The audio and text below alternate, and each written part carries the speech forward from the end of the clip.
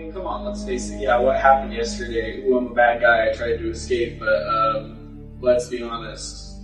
Nobody really thought I was a good guy before that, so...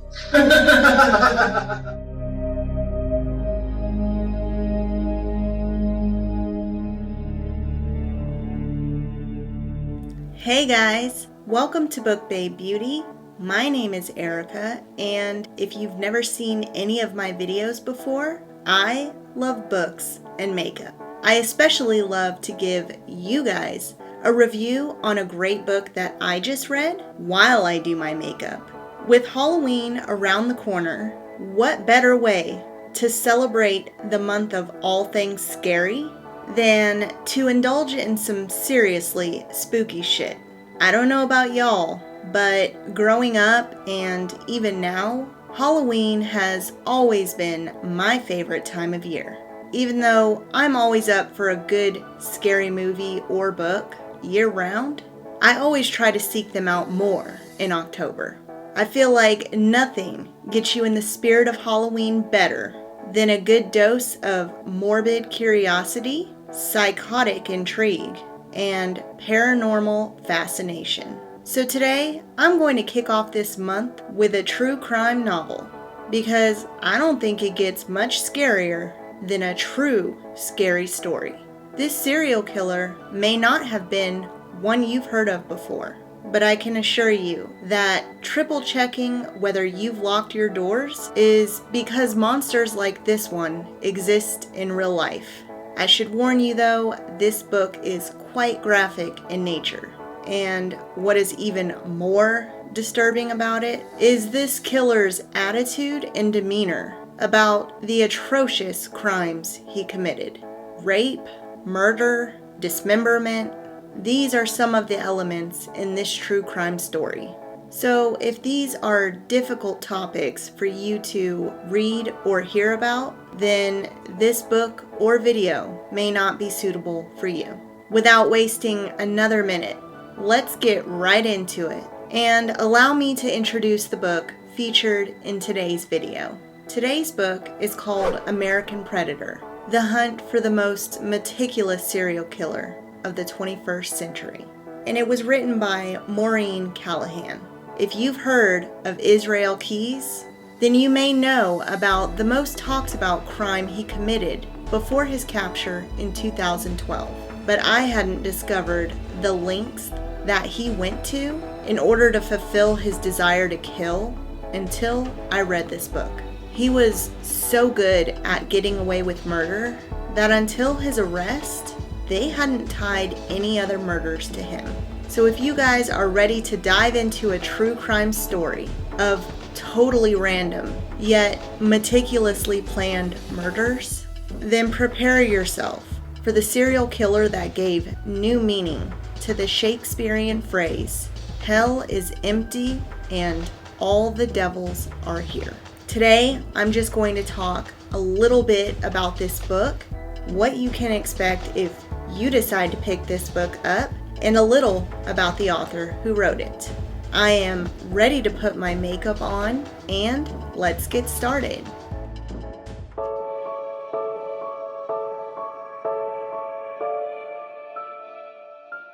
This book opens up with some confusion surrounding the disappearance of a young woman named Samantha Koenig.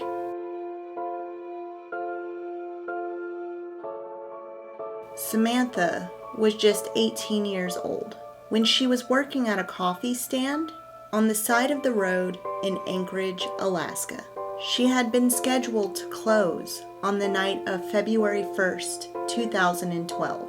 But when another barista showed up on the morning of February 2nd, the little coffee shack had been in disarray. It wasn't like Samantha to leave the place a mess, and the previous day's earnings had been taken. Something just didn't seem right to the morning barista. Samantha was reported missing, but there weren't any immediate leads as to where she might have gone. Samantha was a popular girl with many friends, Other than some text exchanges where it had been apparent that she'd been in a dispute with her boyfriend, nothing seemed unusual. The coffee shack didn't appear to show any signs of a struggle, and her plans for her dad to bring dinner by didn't allow for much to be suspicious about. But the police force tasked to investigate her disappearance didn't have much to go on, and their first instincts were that she left on her own accord. Maybe she just needed some space after the argument with her boyfriend. After all, according to the text, she'd accused him of cheating, and maybe that was her way of dealing with that possibility. But her dad and even her boyfriend weren't buying that explanation. Stealing money from her employer and running away just weren't things that she'd do, according to them. One thing that stood out, in opposition to the police's initial assumptions of her running away, was that Samantha didn't have her truck with her during her shift that night.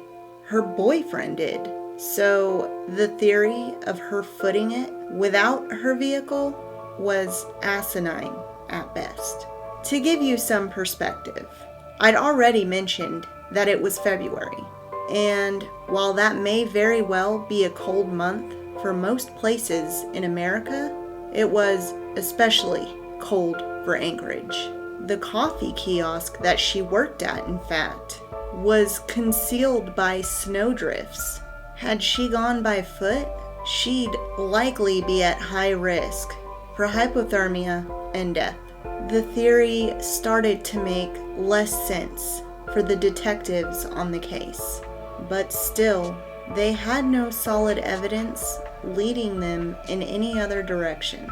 What infuriated detectives even more was that because the disappearance wasn't initially treated as a crime, neither was the scene from where she vanished.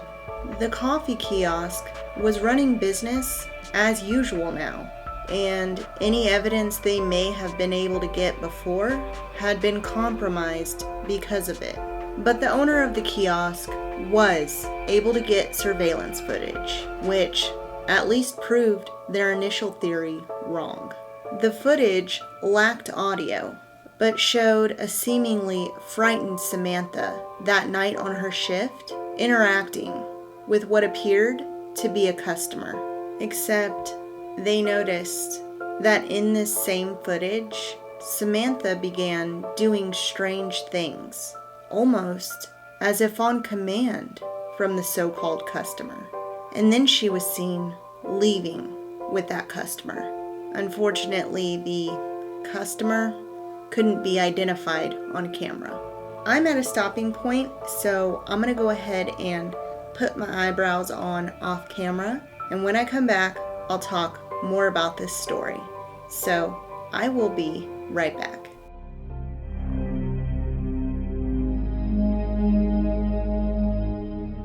I'm back. Now, let's get back to the story. In the beginning, the men in Samantha's life, her dad and her boyfriend, had been under suspicion, as it is with most cases involving women who vanish or are murdered. They were eventually ruled out, but her dad became a crucial part in initiating some form of contact with Samantha's kidnapper. Her dad was very proactive in setting up rescue efforts, handing out flyers and offering a reward, since law enforcement had missed their crucial window of opportunity to get any real leads in the first 48 hours. On February 24th, over 3 weeks after Samantha had gone missing, her dad received a surprising text from Samantha's phone. It read, "Connor Park sign, under pic of Albert. Ain't she purty?" That's really creepy. Sure enough, on a bulletin board at Connor's Bog Park, under a flyer for a missing dog named Albert, there was a Ziploc bag containing a ransom note and black and white photocopies of Polaroids. In the photos, a duct-taped Samantha appeared to be looking at the camera. Her hair was braided and she was wearing makeup. But what was strange was that in the surveillance footage from the kiosk, Samantha had been wearing her hair down. But what was promising in the photos was the newspaper article dated February 13th, being held by a man's hand next to her. Could it be proof of life?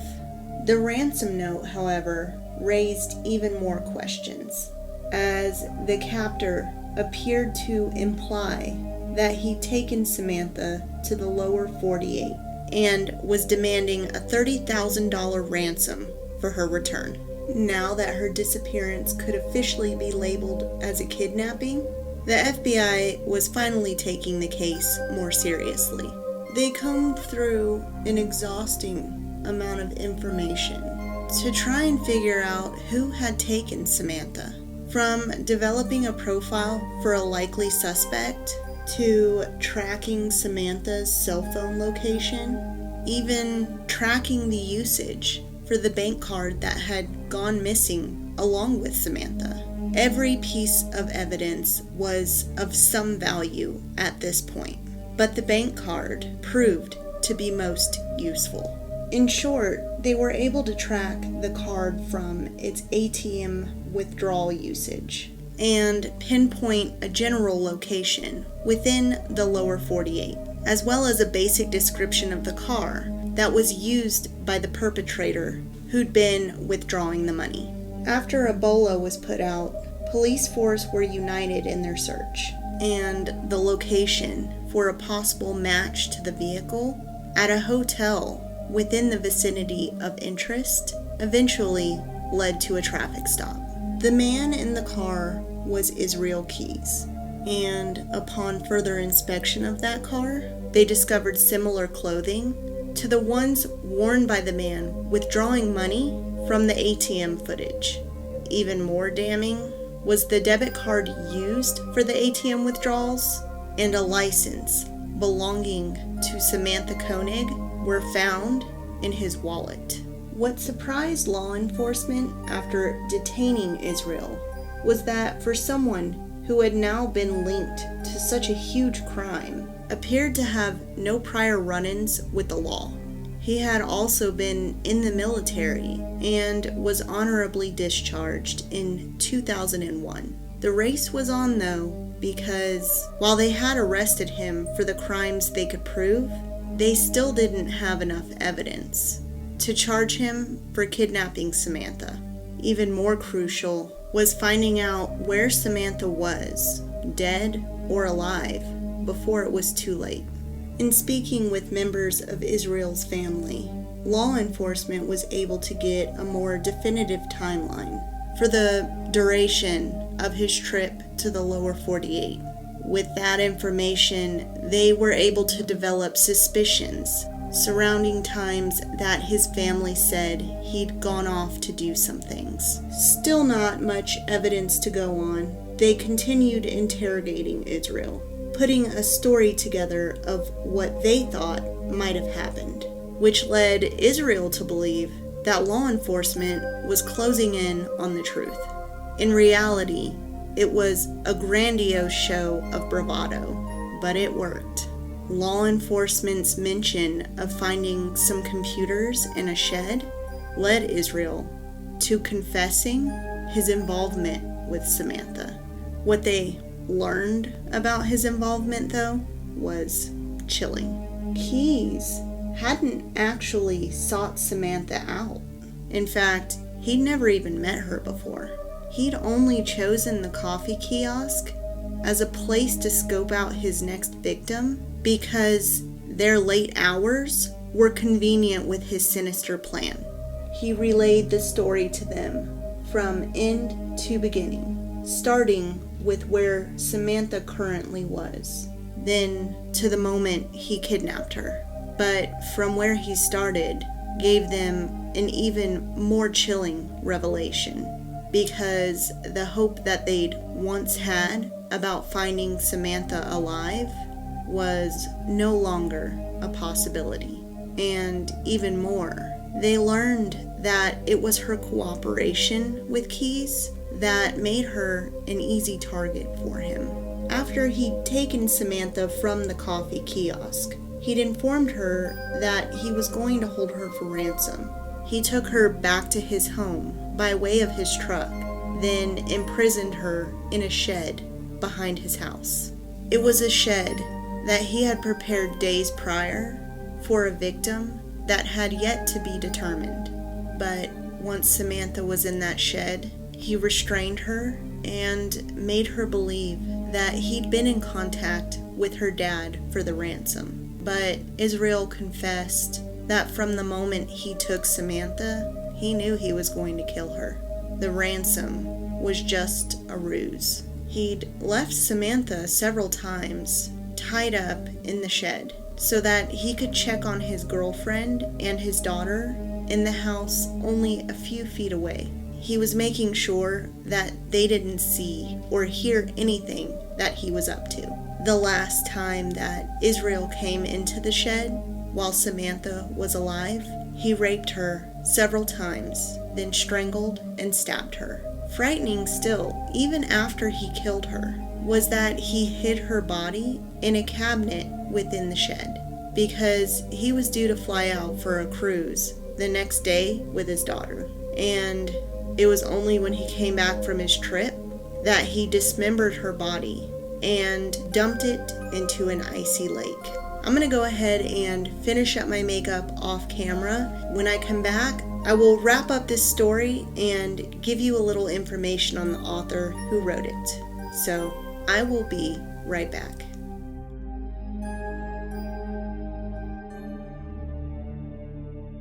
I'm back.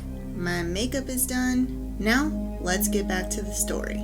The more that law enforcement interrogated Keyes, the more that his confessions horrified them. The true terror during that dark month of February was far more gruesome than they had imagined.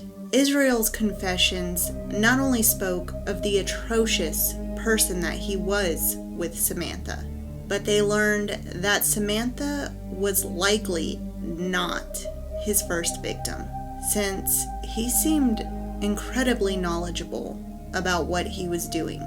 If you've been paying attention to the timeline of Samantha's disappearance, and the fact that he did confess that he killed her the night that he took her, then you may have just realized that those photographs that were posted on the bulletin board with the ransom note and February 13th newspaper clipping were indeed photographs taken post-mortem. On February 21st, Keyes began to dismantle everything in the shed that he killed Samantha in, trying to destroy evidence and any DNA that could link him to Samantha. February 22nd was when he staged the photograph with her as if she were alive, tying her up so that her body was positioned appropriately in the photo. And then he braided her hair and applied some makeup to her face to make her appear more lively. And earmuffs if you're not ready for this. He sewed her eyes open in order to make it appear as though she were still among the living in the photos. Keyes knew his window of opportunity for disposing of Samantha's body was closing in, as he and his girlfriend were preparing to have a guest stay at their house. And the weather was getting warmer, which only means one thing for a decomposing body. He actually didn't want to get rid of Samantha and held some disgusting attachment to her corpse. But he opted to dismember her and rid of her when he did, so that he could avoid an animal tearing through his shed and revealing his crimes. The interrogations became somewhat of a game to Israel. There was an obvious power struggle between he and law enforcement, with him maintaining the upper hand the majority of the time, law enforcement was hungry for the information that he was feeding to them. And in return, Israel started to make a lot of demands. The one thing that Israel was adamant that he wanted was to be executed. He had no desire to rot in prison for the rest of his life, as if he should have that choice. To make that happen in a timely manner, he insisted on a speedy execution date. He also didn't want the media to run rampant with his confessions. After all, he had a young daughter who would be exposed to hearing the things that her own father did. He feared the media attention would make for a very difficult life for his daughter growing up. So with those demands, he promised to reveal more information. And since law enforcement suggested that they'd found some computer evidence, he knew they likely would have discovered his other crimes, which then led to further confessions. One of those confessions was the murder of a husband and wife named Bill and Lorraine Currier. It was another set of victims to whom Keyes had no connection to and were randomly chosen out of convenience. To this day, their bodies have yet to be discovered. So why was Israel Keyes so meticulous? Well, because for one, he couldn't be linked to any of his victims. His victims were always chosen at random. And since he traveled a lot, it was easy for him to fly under the radar as he crossed state lines. He also buried several kill caches around the United States, allowing for easy access to weapons and restraints whenever he got the urge. Some of those kill caches, in fact, are still believed not to have been found, and the knowledge of their whereabouts went to the grave with Israel. He had confessed to several other murders, but he was extremely thorough in covering his tracks, so evidence has been almost impossible to discover, especially since Israel Keyes committed suicide while in prison on December 2nd of 2012. I already know how this all ends for me, so... There is thought to be upwards of 11 murders in connection to Keyes, but without him being alive to testify on the locations of the victims' bodies, a lot of those connections will continue to remain as dead ends. What I thought most interesting about this book is that aside from the senseless, horrific murders committed by Israel Keyes, it allowed for a behind-the-scenes look at how complicated it was for law enforcement to build a strong case against him. Since the case was initially picked up by local Anchorage police, the early days after Samantha had gone missing had been crucial, and they hadn't exactly been handled properly. Hence the crime scene not being contained. Once the FBI had taken over the case, they had to strategically build rapport with Keyes in order to get the information they needed from him. Sometimes that meant allowing Keyes to think that he had the upper hand in regard to his trial and inevitable punishment. What I thought was really intriguing about this book as well was that a lot of the retelling of the murders was in the retelling of the interrogation with Keyes. Keyes was not only meticulous in his crimes and his cover-up, but he was incredibly meticulous in his confessions to authorities. While most people have a difficult time recalling what they ate for lunch the previous day, he could recall what he'd been doing several years before, especially during the times of the murders. He could recall where he traveled to, what he did to capture his victims, how he killed them, and how he disposed of the bodies and any additional evidence. What is most frightening, and how he differs from other serial killers, is that he had no standard victim profile. He claims that his only self-imposed rule was that he wouldn't kill children, since he himself had a daughter, but anyone else was fair game as far as he was concerned, which is why it made it particularly difficult for law enforcement over the years to connect the murders to any one person. Because typically when serial murders occur, law enforcement is able to create a profile for the killer as it pertains to the profile of the victims.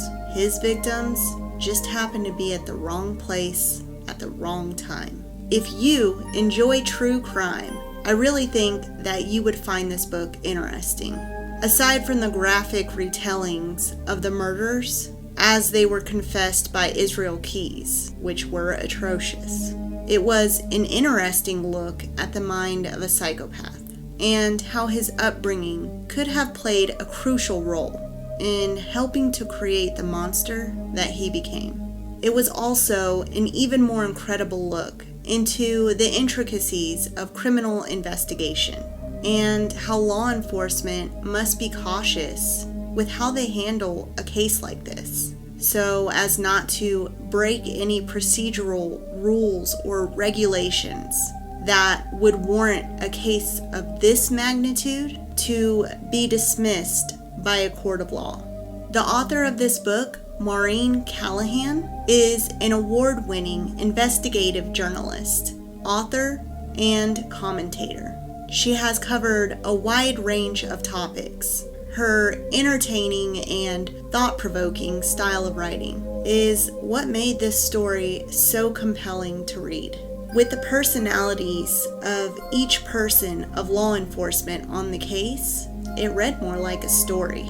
This book was published on July 2nd of 2019. You know, I always try to bring you book recommendations that are available on Kindle Unlimited, but unfortunately this one is not. But I was really intrigued by this case and I couldn't pass it up. But if you are a true crime fan, it really is worth the money to read it. If you have any stories to chill or thrill this month, feel free to send them my way. I'm always up for suggestions. I hope you liked this video. If you did, don't forget to give it a thumbs up. And if you like books and makeup, then don't forget to subscribe to my channel. As always, thank you guys so much for watching. Thank you for your time and for your support. I hope you guys have a great rest of your week. Y'all stay safe out there, read a damn book, and I'll see you in my next video. Bye.